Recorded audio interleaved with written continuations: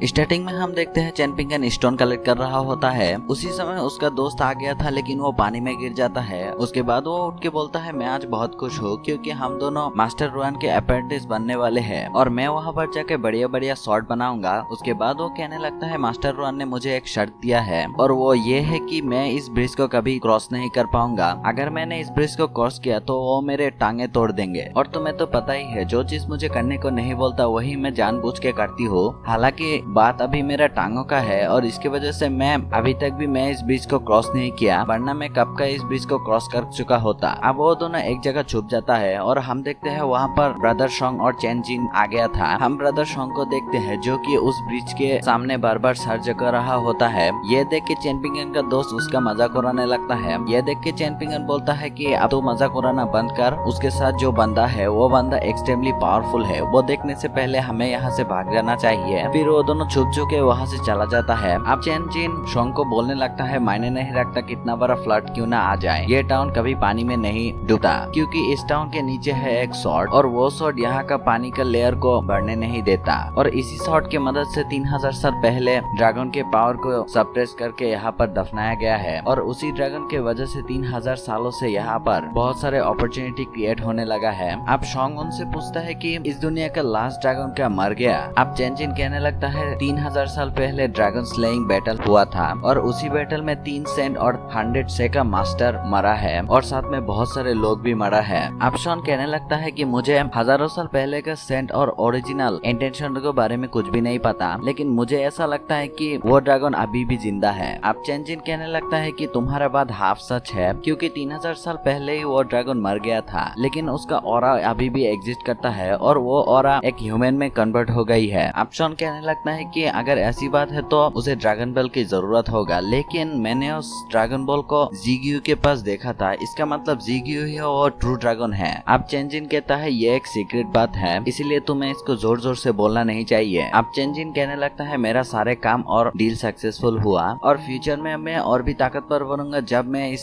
Capital को अपना बना लूंगा और इसकी वजह से मैं तुम्हें अब नहीं ले जा सका, लेकिन बाद में जब तुम डेली डायनेस्टी आओगे तब तुम्हें संभाल कर रहना पड़ेगा, खासकर मास्टर शीहू से। हमारा डेली डायनेस्टी 50 सालों में 1500 कंट्री में फैल गया है, इसका हाफ क्रेडिट जाता है एम्पेरियल मास्टर शीहू को। ये सुन के शोंग कहता है तो बाकी आधा क्रेडिट किसको जाता है। अब चैन कहने लगता है कि तुमने सही पहचाना, वो आधा क्रेडिट मुझ पर जाता है। फिर हम देखते हैं एक बंदा एक एल्डर के पास आ गया था और यही एल्डर है मास्टर शीहू। उसे ये बंदा बता रहा था कि चैन जिन शोंग की जिन से मिल चुका है और वो वहाँ का सारा चीज अपना बनाना चाहता है। अगर ऐसा उसने किया तो लीजो लोंगतियान कोलैप्स हो जाएगी, आपको ही कुछ करना होगा। अब ये मास्टर उस बंदे को जाने को बोलता है और वो बंदा वहाँ से चला जाता है। अब ये मास्टर कहता है जो भी नियमों को तोड़ेगा वो जरूर पनिश्ड होगा। अगले सीन में हम देखते हैं मास्टर रुआन के साथ वो लड़की मछली खा रहा होता है और वो लड़की मास्टर रुआन को बोल रहा था आप चैनपिंगन को एज ए डिसेबल क्यों एक्सेप्ट नहीं कर रहे। अब वो मास्टर कहता है चैनपिंगन अच्छा बंदा है लेकिन वो किसी काम का नहीं है, इससे अच्छा तो उसका दोस्त है। अगर मैं चैनपिंगन को अपना डिसेबल बनाया तो मेरा सारा मेहनत और टीचिंग बेकार में जाएगी। ये बोल के जब भी वो मछली को खाने वाला होता है तभी वो लड़की उस मछली को छीन लेता है और मास्टर से बोलता है कि अगर आपको चैनपिंगन पसंद नहीं तो चैनपिंगन के मछली को भी मत खाइए। अब वो मास्टर उस बंदी के पास आके बोलता है क्या तुमने पर्सनली चैनपिंगन के साथ मिले हो। अब वो लड़की बोलता है हाँ, उसी ने तो मुझे ये फिश दिया है। ये बात सुन के ये बंदा गुस्सा हो गया था और उस लड़की से पूछने लगता है तुमने चैनपिंगन के साथ पर्सनल मिलके और क्या क्या किया है। ये बात सुन के ये बंदी गुस्सा हो गया था और बोलने लगता है मैंने ऐसा कुछ भी नहीं किया है। ये बोल के वो अपना मुंह दूसरी ओर ले लेता है। अब इस बंदी का बाप उसे समझाने लगता है लेकिन ये बंदी समझने के लिए तैयार ही नहीं था। अब ये मास्टर गुस्सा होकर बोलता है ओके खाते रहो, जब तुम खाते खाते मोटा हो जाओगे तब मैं देखूंगा कौन तुमसे शादी करेगा। ये बात सुन के इस लड़की के आंखों में मगरमच्छ का आंसू आ जाता है। अब इसका बाप बेचारा क्या ही करेगा, फिर से मनाने लगता है। फिर अगले ही सीन में हम देखते हैं चैनपिंगन घर पे आ गया था लेकिन जब वो दरवाजा खुलता है तब उसके एक पंच लगे उसका स्वागत होता है। हम देखते हैं निंग्यो एक बॉक्सिंग टेक्निक को प्रैक्टिस कर रहा होता है और चैनपिंगन को बोलता है कि ये बॉक्सिंग टेक्निक तो बहुत कमाल का है, इसे तुम प्रैक्टिस कर सकते हो। अब चैनपिंगन उसे कुछ कहने ही वाला होता है लेकिन निंग्यो बोलता है तुम्हें थैंक्स बोलने की कोई भी जरूरत नहीं है और निंग्यो तो अपने ही ख्याल में था।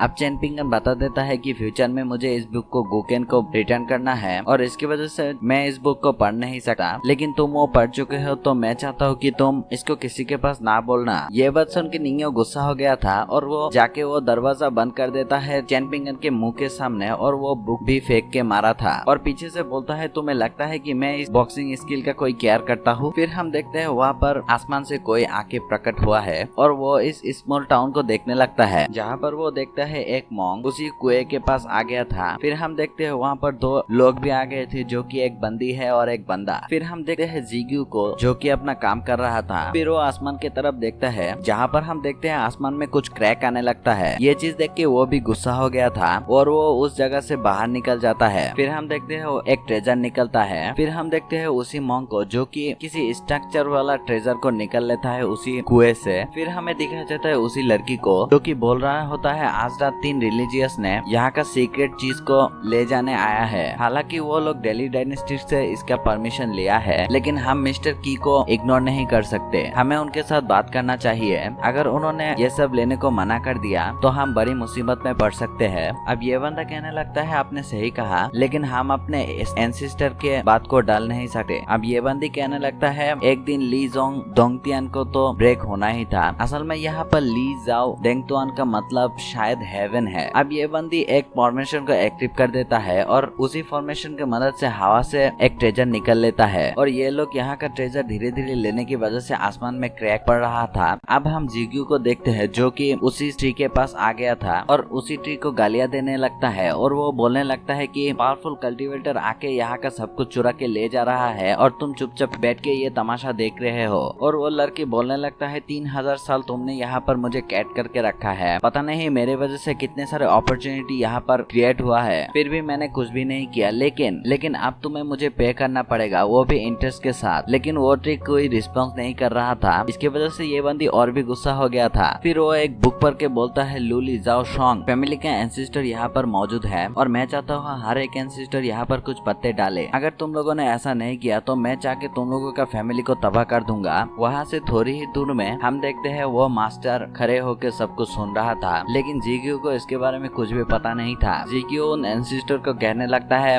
इतने सालों से मैंने तुम्हें अपॉर्चुनिटी प्रोवाइड की और इसके बदले में तुम्हें मुझे अब लोकस ट्री का लीफ देना पड़ेगा। फिर हम देखते हैं कुछ एंसेस्टर ने उसके बाद में एग्री होके कुछ पत्ते उस थाली में भर दिया था लेकिन कुछ एंसेस्टर ने अभी भी पत्ते नहीं गिराया। इसके वजह से वो बंदी फिर से गुस्सा होकर बोलने लगता है कि कुछ दिन में ये टाउन पूरी तरीके से तबाह हो जाएगी लेकिन यहाँ का बेवकूफ सेंट जो कि लोगों को अच्छाई की राह दिखाता है वो भी कुछ नहीं कर पाएगी और इसकी वजह से हेवन तुम लोगों को पनिश भी कर सकता है। ये बात सुन के वो मास्टर थोड़ा सा उदास हो गया था क्योंकि कहीं न कहीं ये बात सच भी था। अब वो मास्टर वहाँ से जाने से पहले जिग्यू से कहने लगता है जब तुम इस टाउन से चले जाओगे तब तुम अपने ख्याल रखना। ये सुन के ही जिग्यू पलट के देखता है लेकिन वहाँ पर कोई नहीं था। फिर जिग्यू बैग में देखता है जो कि लोकस ट्री का लिफ्ट से भर गया था और वो उठा के वो लिफ्ट खाते हुए वहाँ से जाने लगता है। फिर हम देखते हैं चैनपिंगन को जो कि दरवाजा खटखटाने वाला ही होता है तभी वो दरवाजा खुल जाता है और निंग्यो कहने लगता है तुम्हारे पास सिर्फ कुछ ही शब्द है माफी मांगने के लिए। लेकिन चैनपिंगन कुछ भी नहीं बोल पाता। इसके वजह से निंग्यो गुस्सा होकर दरवाजा बंद करने लगता है लेकिन चैनपिंगन बोलता है अरे मेरी माँ मेरी बात तो कुछ सुन। असल में मैं इस चीज को प्रैक्टिस करना चाहता हूँ लेकिन मुझे पढ़ाई लिखाई नहीं आता तो क्या तुम मुझे मदद करोगे। ये सुन के निंग्यो भी तुरंत ही राजी हो गया था। अब निंग्यो कहने लगता है उस बॉक्सिंग स्किल से 1000 गुना अच्छा स्किल मेरे पास है। मैं एक ही हाथ से तुम जैसो 100 चैनपिंगन को मार सकता हूँ। और यहाँ पर ऐसे ही बहुत सारे वकवक करता है। अब निंग्यो चैनपिंगन से वो बुक ले लेता है और बोलता है इस बॉक्सिंग टेक्निक का नाम है हानशन। तुम इस बुक को हानशन जेनोलॉजी भी बोल सकते हो। फिर चैनपिंगन को इस बुक में लिखा हुआ टेक्निक के बारे में बोलने लगता है लेकिन इस बीच में चैनपिंगन निंग्यो के बहुत पास आ गया था। ये देखे वो शॉट भी निंग्यो के पास आ गया था लेकिन निंग्यो को उससे कोई फर्क नहीं पड़ता। वो अपने बातें कहने लगता है लेकिन वो शॉट चैनपिंगन को वहाँ से डरा के उठा देता है। फिर निंग्यो चैनपिंगन को एक टेक्निक के बारे में बोलता है जो कि चैनपिंगन को बहुत इंटरेस्टिंग लगा था और वो इस टेक्निक को सीखना चाहता है लेकिन निंग्यो बोलता है ये तुम्हारे लेवल के ऊपर डिपेंड करेगा। तब उससे समझ में आता है कि चैनपिंगन को कल्टीवेशन के बारे में कुछ भी नहीं पता। तो निंग्यो चैनपिंगन को कल्टीवेशन के बारे में बोलने लगता है और बोलता है मार्शल आर्ट को 9 पार्ट में डिवाइड किया गया है लेकिन कुछ लोग बोलता है ये 9 नहीं 10 पार्ट है लेकिन आज तक कोई 10 पार्ट में ब्रेक थ्रू नहीं कर पाया। उसके बाद वो एक इलेक्शन क्रिएट करके मार्शल आर्ट के लेवल के बारे में बोलने लगता है। पहले रियलम का नाम है मोड एम्ब्रियो रियलम। इससे हमारा बॉडी माउंटेन जैसा हैवी हो जाता है और इसी से तुम मार्शल आर्ट के जर्नी शुरू कर सकते हो। सेकंड लेवल है वुडन ट्रायल रियलम। इससे कल्टीवेटर के मेरिडियन स्ट्रॉन्ग हो जाती है। थर्ड लेवल है मर्क्यूरी इम्पोर्ट रियलम। इससे तुम्हारा ब्लड मरकरी जैसा गाढ़ा हो जाता है, साथ में तुम्हारा ब्लड और की पावर भी इंक्रीज हो जाता है। फोर्थ लेवल है हीरोइक सोर रियलम, इससे तुम्हारा स्पीड बहुत ज्यादा बढ़ जाएगी। फिफ्थ लेवल है majestic broad sword realm. Sixth level है martial courage realm. Seventh level है golden body realm. Eight level है ट्रांसेंडेंट रियलम। नाइन्थ लेवल है माउंटेन टॉप रियलम। और ये सारी बातें चैंपिंगन ध्यान से सुन रहा था और निंगियो कहने लगता है ये लेवल अचीव करने के बाद तुम हद से ज्यादा ताकतवर बन जाओगे। फिर वो इल्यूशन से बाहर आ जाता है। फिर हम देखते हैं मिस्टर जी को जो कि कुछ कर रहा होता है। उसके पास एक बंदा आता है और वो बोलता है 3 सेकंड लोग यहाँ पर आके सारे ट्रेजर अपना बना चुका है। लेकिन हम देखते हैं इसके बारे में मास्टर को कोई चिंता नहीं होता। ये देख के वो बंदा भी हैरान हो गया था और मास्टर को बोलने लगता है कि आप उनके खिलाफ कुछ भी